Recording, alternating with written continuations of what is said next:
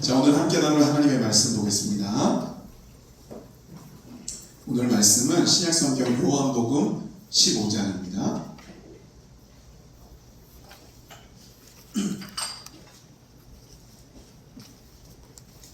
요한복음 15장 2절 말씀 보겠습니다.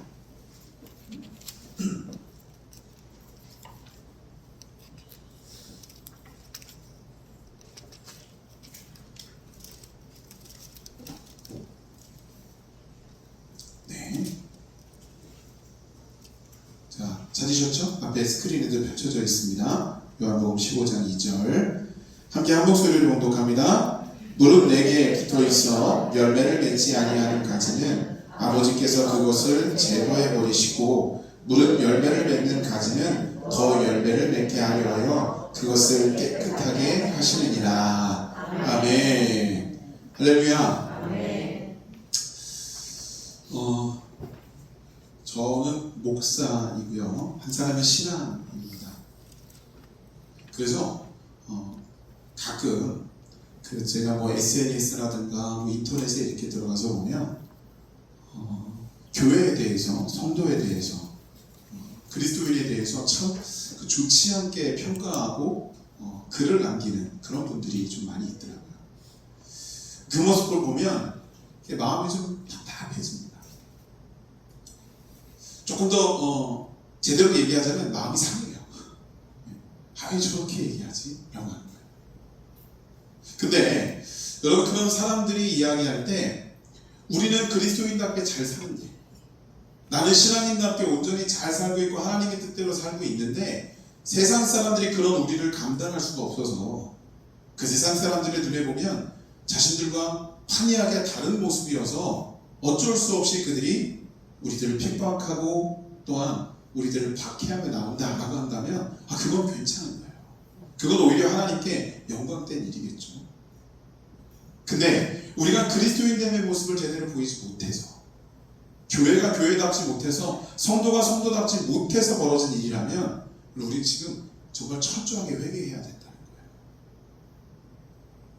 여러분, 제가 이렇게 말씀드리면 우리 그리스도인들이 세상에 나가서 보여지는 그 모습, 믿지 않는 사람들에게 보여지는 모습, 대부분 그거로만 국한시켜서 생각하실 수 있습니다. 근데 여러분, 이곳에 있는 우리 그리스도인들, 우리 신앙인들인 우리 성도들께서 간혹 신앙생활하다 시험에 드실 때가 있잖아요. 그죠? 마치 저만 그런 것처럼. 시험에 드실 때가 있는데 그 시험 어떻게 드시나요? 혹시 하나님 때문에 시험 드시나요? 아마 없으실 거예요. 우리 주님 때문에 시험 드는 그런 빈도수는 거의 제로에 가깝습니다. 그럴 수가 없는 거죠. 그러면 누구 때문에 시험을 들어요? 슬그머하게 옆에 분을 보세요.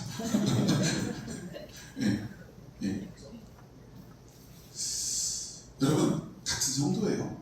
신앙인이에요. 근데 그 성도의 신앙인 때문에 내가 시험을 들어요. 때로는 신앙인이고 성도인 나 때문에 저 사람이 시험을 들어요. 이게 얼마나 지금 심각한 문제인지 모른다는 거예요. 자, 우리는 그리스도인이에요. 그리스도인이 그리스도인됨의 모습을 교회든 교회 밖이든 얼마든지 보여야 되고, 그 보여지는 모습을 인해서 교회 밖에 있는 믿지 않는 사람이든 믿는 우리들이든 간에 시험이 아니라 진정한 하나님의 백성됨의 그 가치와 그 역사들을 드러내고 보여야 한다는 거예요. 여러분, 이게 그리스도인이에요. 그냥 나는 예수님 믿는다가 끝이 아니라 진정으로 예수 그리스도를 드높이고 예수님의 영광을 높일 수 있는 그 삶이 우리 안에 있어야 된다는 거예요. 여러분, 오늘 이 본문의 말씀 전후 구절을 보시면요, 여기에 포도원에 대한 이야기가 나와요. 포도원의 농부가 하나님이시고 여기 포도나무가 예수님이시고 그 포도나무에 연결되어져 있는 가지가 바로 저와 여러분과 같은 성도라고 하는 거예요. 자, 그러면 지금 제가 세 부류를 소개해드렸어요. 농부이신 하나님, 포도나무이신 예수님, 가지 우리. 자, 이 세 부류 중에 진짜 문제가 생길 수 있고 또 정말 경계하고 경고하면서 제대로 세워줘야 되는 대상이 누굴까요? 하나님이실까요? 아니죠. 그러면 포도나무인 예수님이실까요? 아니에요. 누굴까요? 가지. 우리들이에요. 여러분, 하나님과 예수님은요 이미 그런 차원의 분이 아니시잖아요. 그죠? 가지인 우리가 문제라는 거예요.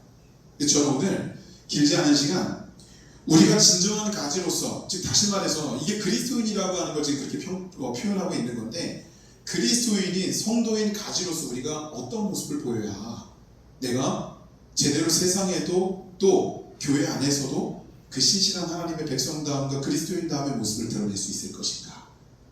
자, 이걸 우리가 오늘 잠깐 좀 말씀으로 나눌 거예요. 자, 가지는 첫 번째로 이 포도나무인 본체와 붙어 있어야 돼요. 여러분, 이게 가지의 첫 번째 역할이에요. 가지가 포도나무와 붙어있지 않고 잘려서 저기 던져지잖아요. 그럼 뭐라고 불리냐면 나뭇가지라고 그냥 얘기해요. 근데 여러분, 이 가지가 나무에 붙어있으면 뭐라고 얘기해요? 그것도 가지라고 얘기할까요? 그냥 나무라고 얘기해요. 어떤 사람이 한여름에 너무 더운데 지친 나머지 막 길을 가다가 여기 나와 있는 것처럼 포도나무 가지를 들여서 이파리가 막 무성하게 열리면서 그늘이 쫙 형성이 된 거예요. 그 밑에 이렇게 들어가서 앉아서 잠깐 쉬는 거죠. 그늘이 되니까 너무 시원한 거예요. 이 사람이 한숨을 돌리고 그 밖으로 나오면서 뭐라고 이야기하며 나오느냐면, 나무 그늘이 너무 시원했어. 그러고 나오죠. 나무 가지 그늘이라고 안 해요. 나무 그늘이라고 이야기해요. 분명히 가지로 인한 그늘이에요. 근데 나뭇가지 그늘이라고 안 하고 나무 그늘이다. 가지가요, 떨어져 있으면 그냥 나무 가지라고 이야기하지만 붙어 있으면 그 나무와 본체로 여겨진다는 거예요. 여러분, 우리는요 예수님과 언제나 접촉되어져 있고 붙어 있어야 돼요. 그래서 세상 사람들은 그런 우리를 보면서 예수님을 볼 수 있어야 되고, 그런 우리를 보면서 교회를 볼 수 있고, 또 성도라고 하는 그 의식을 명확하게 드러낼 수 있어야 된다. 우리가 그런 존재가 되어야 되는 거예요. 여러분, 우리가 그 가지로서의 온전한 모습을 지금 지니고 있겠죠. 하나님께서는 우리로 하여금 세상 사람들이 가진 우리를 바라보며 예수님을 깨닫고 느끼고 주님께로 나오기를 원하신다는 거예요. 그래서 우리는 주님과 언제나 접촉되어져 있어야 된다는 거예요. 그 접촉되어져 있는 모습을 뭐라고 표현하냐면 지체라고 표현을 해요. 근데 여러분, 그 지체는요 특징이 뭐냐면 분명히 나무라고 불리워지지만 그 모양과 기능 자체가 다 달라요. 근데 하나예요. 마치 우리 성도들과 같은 거예요. 여러분, 여기 계신 분들이요 단 한 사람도 똑같이 생긴 분이 없어요. 근데 우리는 하나예요. 왜냐하면 주 안에서 지체이기 때문이에요. 하는 역할도 다르고 또 능력치도 다 달라요. 근데 하나예요. 여러분, 이게 바로 성도인 가지이고 예수님과 함께 접촉되고 붙어있는 지체의 우리의 모습이어야 한다는 거예요. 자, 두 번째 가지의 역할은 뭐냐면 따라해볼까요? 열매 맺기. 네, 열매 맺기. 가지의 순기능은 열매를 맺는 거예요. 가지가요 이 원 그 줄기와 연결이 돼 있어요. 그래서 뿌리로부터 줄기로부터 양분을 쫙쫙 빨아먹어요. 이 바람도 피우고 꽃도 피우고 잘 피워요. 근데 결정적으로 열매를 못 열어요. 이렇다면 이 가지가 자기 제기능을 하지 못하는 거예요. 여러분, 오늘 본문에 뭐라고 돼 있어요? 열매 맺지 못하는 가지는 찍어버린다. 여러분, 이걸 이렇게 오해하시면 안 돼요. 뭐라고? 하나님께서 이렇게 단호하시고 이렇게 야박한 모습을 보일 수도 있는 거냐고. 근데 여러분, 이건 하나님께서 열매를 맺어라, 안 맺으면 찍어버릴 거야, 이렇게 협박하시는 게 아니라 그만큼 우리가 열매 맺는 우리의 기능이 하나님 앞에 영적으로 중요하다는 걸 여기 지금 설명해주고 있는 거예요. 그렇게 못 맺으면 너희들 다 잘려서 불태워질 거야, 이걸 말하는 게 아니라 그만큼 우리에게 중요한 미션으로 주어진 내용이다라고 하는 거예요. 여러분, 여기서 열매는 뭘까요? 복음이고 구원이에요. 여러분, 그 열매를 우리가 온전히 맺어야 되는 건 가지가 원 줄기에 붙어 있어요. 내가 예수를 믿었어요. 구원 받았어요. 나는 그리스도인이라고 불리워져요. 끝. 이걸 노린 것이 아니라는 거예요. 내가 그리스도인이라면 그리스도인됨의 모습을 보여서 누군가가 그 복음을 받아들이고 예수 그리스도께로 나와 구원받은 하나님의 백성이 되어야 한다는 거예요. 그게 열매예요. 나 혼자만 잘 믿고 나 혼자만 구원받으면 돼. 나 혼자만 내가 천국 가면 돼가 아니라 나를 통해서 분명한 그 구원의 열매가 맺혀져야 된다는 거예요. 여러분, 주님께서 우리에게 그 삶을 요구하고 계시는 거예요. 물론 우리도 우리 스스로가 잘 믿어서 구원받고 천국 가는 거 중요하죠.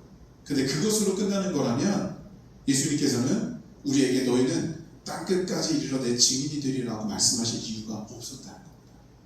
그냥 너는 죄사함을 받았는데요? 그럼 구원함을 받았느니라. 끝이어야죠.